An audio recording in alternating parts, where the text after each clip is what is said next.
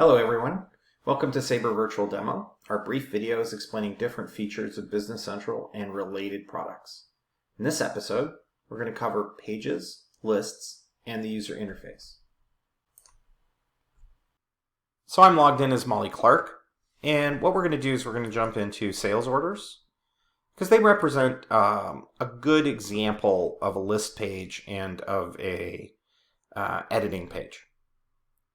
So within the list page, there's a few areas of importance. Across the top of the list, beside the sales orders, I have different menu choices for sales orders.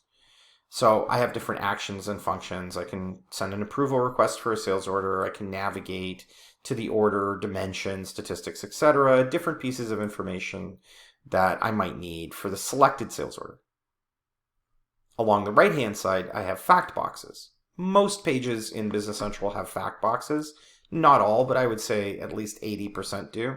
And the fact box is some kind of statistical information related to what I've selected on the screen. So if I select an order from the Canon that is for the Canon group, I see the Canon group's customer statistics on the right-hand side.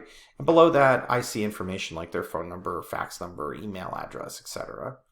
Pick a different customer, New Concepts Furniture, and I see the New Concepts Furniture information along with their data and the contact name.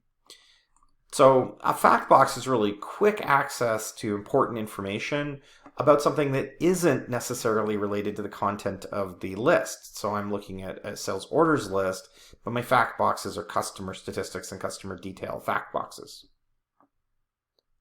Let's drill into a specific sales order. So within the sales order, it's a similar look and feel. I have, within all pages, I have the ability to collapse the page to have it a bit more focused and narrow, or I can expand the page and take up pretty much the entire screen.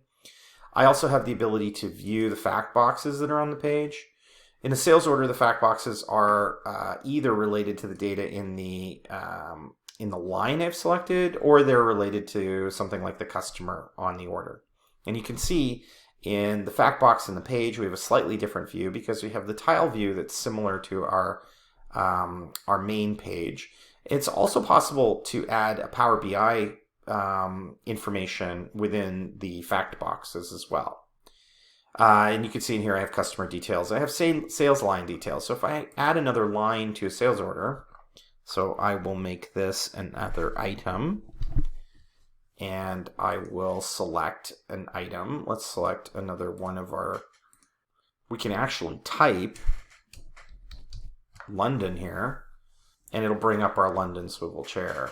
So you can either enter the item number, or you can begin typing part of its description, and it'll look up that item for you.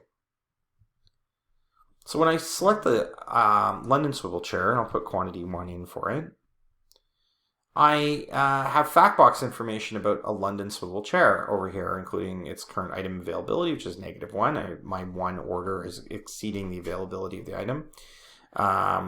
Sales line discounts, other information about that item, and different information about the invoicing item, what its list price is, and standard cost, etc., etc. And then I have customer details about it. My pages are divided into sections, which are usually called fast tabs, and I can collapse and expand these fast tabs to give me more or less details on the page. So if I want to look at my lines fast tab, in here I have the individual lines of the sales order plus the subtotal and the amount. If I collapse that, I have more screen real estate, and I can open up the general fast tab. And some fast tabs have a show more or show less icon here. If I show more, then I see more fields that are available. And with the personalization, I can make these fields generally visible or not visible. Thank you for watching this video. Please follow our channel by clicking here, or click here for the next great video. We look forward to seeing you next time. Have a great day.